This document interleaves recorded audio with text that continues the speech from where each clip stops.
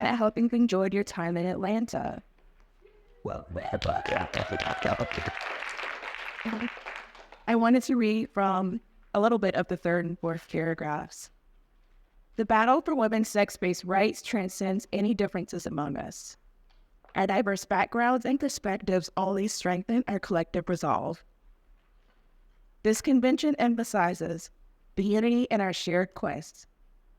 Through our solidarity, we amplify our voices and make meaningful strides towards liberation. I am deeply proud to be part of WDI and this movement, standing alongside such strong, dedicated women. Your presence here signifies your unwavering commitment to preserving and advancing women's sex-based rights. Together, we will amplify our voices and our impact, not just this weekend, but for the next year till we meet again.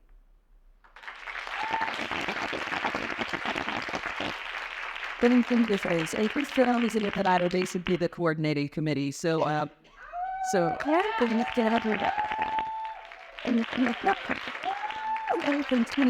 Real quick thing about the topic of diversity of viewpoint, which Kristen mentioned in her letter. Kelly also mentioned something about being able to speak our minds without judgment. I just want to say really briefly, during the Friday night panel, I frankly was terrified because I knew that Maude was going to say that she planned to vote for Donald Trump. And my greatest fear was kicking off this convention, causing dissension among women in the room. And as some of you know, I write a Substack and it's open to comments to paid subscribers. And every single time I mention the 2024 election, I don't moderate the comments on my Substack, but I do lurk in them sometimes. And without fail, if I mention the 2024 presidential election, someone who follows me on Substack is going to get in there and say the Democrats are destroying women and girls as sex slash, you better vote for Donald Trump. Someone else will come back and say, absolutely not. Donald Trump is a threat to our democracy and you must vote for Kamala Harris. Someone else will come back and say the opposite, and on and on and on and on it goes. And I didn't want that for this convention. And I want to thank every single one of you who has your own opinion about how you're going to vote, if you're going to vote at all in November. And we all held it together, and we all held each other with grace and light and that. Just in case we safety. So thank you, Ethna. Okay, I want to give a quick update on some legal stuff, but don't worry, it's not going to be boring. I'm going to make it fun. So the Olympus Spa case, which Crystal mentioned. So this is a case, I want to give a little factual background. Olympus Spa is a spa outside Seattle. It's a women-only spa by policy, rule of the spa, and nudity is expected. This is run by a Korean immigrant family, a traditional Korean spa, women only. I have been there. I went there a couple times when I lived in Seattle. I promise you that when I was there several years ago, it was just a bunch of naked women walking around. That's what's going on. Old women, young women, big women, small women, it's just all a bunch of naked women. So this man, and his name is Caleb, and he calls himself Hayden. And so he decided that the spa's policy was a violation of his human rights. And so he took the spa before the State Human Rights Commission, and he complained about this alleged human rights violation, and he won. The Washington State Human Rights Commission ruled that he had a right under Washington state law to be admitted to the women-only spa under Washington state's gender identity policy, which is probably true because Washington state law is terrible on this, I will just say. But so the spa turned around and sued the Washington State Human Rights Commission in federal district court, which I thought was a pretty bold move. They lost. And the federal district court ruled that this man, Caleb, has a human right to be in the women-only spa. And this man, now WDI USA's policy is that no man can be in any women-only space regardless of hormones or surgeries. But I will just note that Caleb has not had any hormones or surgeries. He's just a dude. So the federal district court, here's the thing that got me about this case. I had been working on this issue for a long time. I had written many amicus briefs on behalf of Women's Liberation Front and now WDI USA. At the beginning of my career doing this, I would become enraged at the phrase transgender women. I hate that phrase. There is no such thing as a woman who isn't female. However, after 10 years of doing this, I'm at the point where I can at least see that phrase in a court opinion and not be fully enraged and want to verify. Oh, federal has to be. However, in this particular case, the federal district court used the following phrase to describe Caleb and other men like him. transgender women with male genitalia. Okay, so I wrote a brief on behalf of WDI USA before the Ninth Circuit because the SPA appealed to their credit. So the case is before the Ninth Circuit, and we had to file an amicus brief. And I'm thinking, okay, how am I going to deal with this? So dealing with the phrase transgender women with male genitalia. And I thought, all right, so I'm going to have to explain to the Ninth Circuit Court of Appeals what is wrong with the phrase transgender women with male genitalia. And so in order to do this, I'm going to have to provide a definition of male genitalia. So there I am Googling the male genitalia. And I just tear. I'm happy to say I do know. Happily, I found a citable definition of male genitalia with the National Institutes of Health. One should not have to do this, right? But it was a credible list of male sexual and reproductive internal and external organs, right? And I thought, fine. So here I am copying and pasting into the brief thinking, why on earth am I doing this? This is an insane thing to be doing. So then I'm staring at this and then I typed, it should go without saying that women don't have these organs. And then I typed, and this sentence is in the brief that is before the Ninth Circuit Court of Appeals. It is truly a testament to where we are as a society today that it must be said in the context of federal civil rights litigation that women don't have penises. Wow. When it's so done, I graduated from law school, that I would one day be using my law degree to inform the United States federal judiciary that women don't have penises and cite down Illinois citation. Okay, so that's the Olympus Spa case. Now, we were recently notified that the Ninth Circuit is holding oral arguments in Seattle on November 18th. And so WDI USA is at the beginning stages of possibly planning some kind of action around that in Seattle. I think it's safe to say that. I don't know exactly.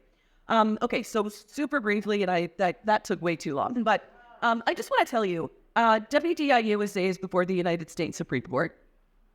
There are two cases where the Supreme Court is deciding whether or not to take up the case. The two cases are almost identical legally and factually. These are both sports cases. One comes out of West Virginia, one comes out of Idaho. Both states have laws on the books that protect female-only sports. In both cases, a male athlete sued the state saying that it violated his gender identity rights, and both male athletes won before the federal courts.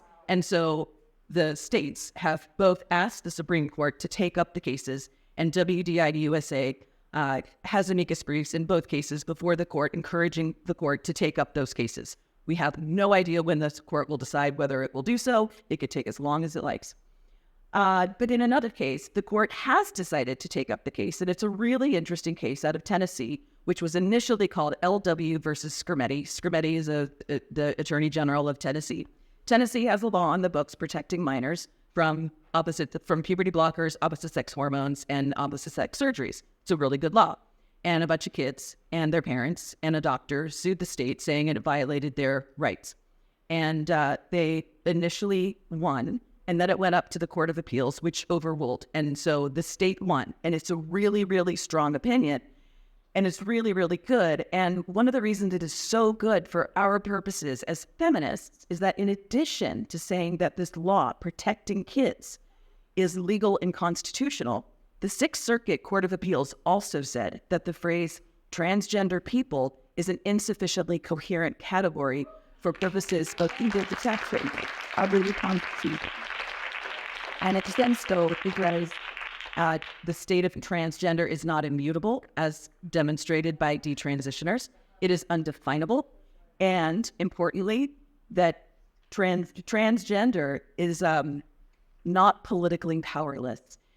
It was so important because, you know, all who are marginalized, and the court is like, no, what? You've got the United States government on your side. You've got every single medical association on your side. So it's a really, really solid opinion. And the Supreme Court has decided to take this case, which I'm very surprised about, but I'm very happy about. And we hope to be able to file an amicus brief in October. Dr. Suzanne has her hand up. And are you arguing your case before the Supreme Court? Yeah. All right.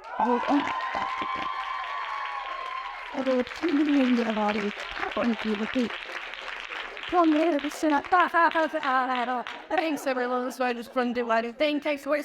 So thank you to the board members. So these are Irene Lawrence, Lorraine Nolan, Catherine Kenny, Laura Levy, Carla Mattia, and myself. Thank you to all of you for attending. Thank you to our fabulous speakers and to the women who jumped in and helped at the registration table. Thank you to the Lowe's staff. Thank you to the donors that make this all possible. Big round of applause for the donors. And then that into my foundation co-organizers, so Chief of Staff Kristen Zabrowski, and I just like saying this, President Emeritus Kara Daly.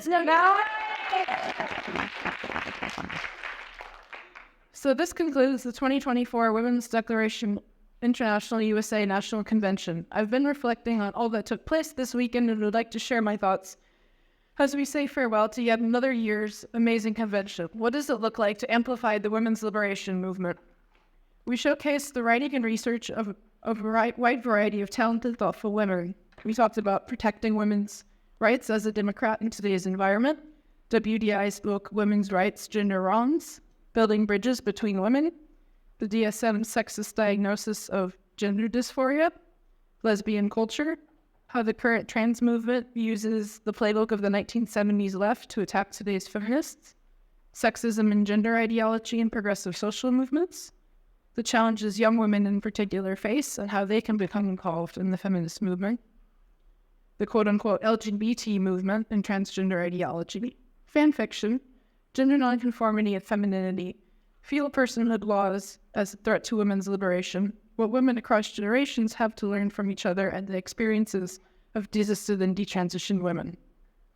In her closing remarks at our first convention in 2022, Kara Dansky said, quote, "We wanted to light a torch that would turn into a flame that would keep burning until all women and girls are truly liberated," end quote.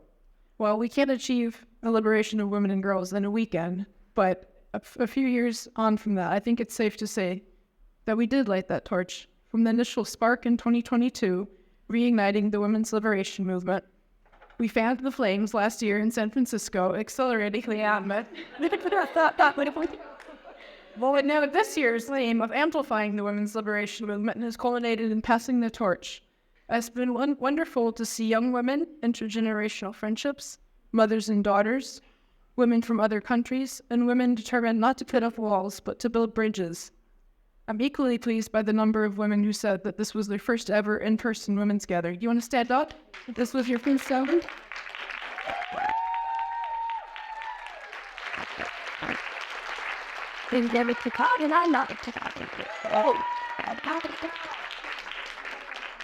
Quite a few of you said you'd only become aware of the power and potential of women's liberation within the last few years. Our message is getting out there, uniting women who might otherwise never have met. I'd like to end with two quotes that I think are particularly relevant to this year's theme of amplifying the women's liberation movement.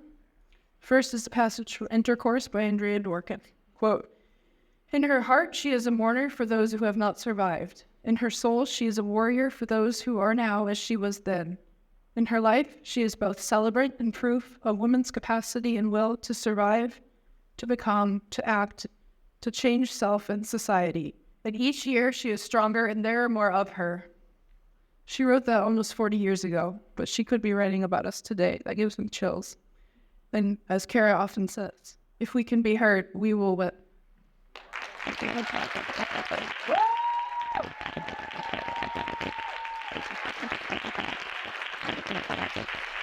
I like the pen card and I've got thing here. Paul, that, and then You are free to go now. Safe travels home, everyone. Or the air, you need to cut down and I get to 0 to